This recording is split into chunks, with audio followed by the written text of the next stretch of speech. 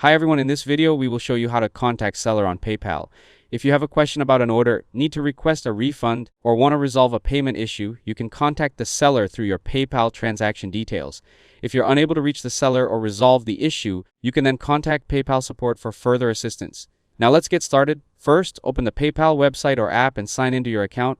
Now go to your activity. Then find and open the payment or transaction related to the seller. After that, look for the seller's contact information such as their email address or business details. Now use the available contact information to reach out to the seller and explain your issue. If you're unable to contact the seller or still need help, go to the Contact Us page on the PayPal website. Then describe your issue to the PayPal assistant or choose the topic that best matches your situation.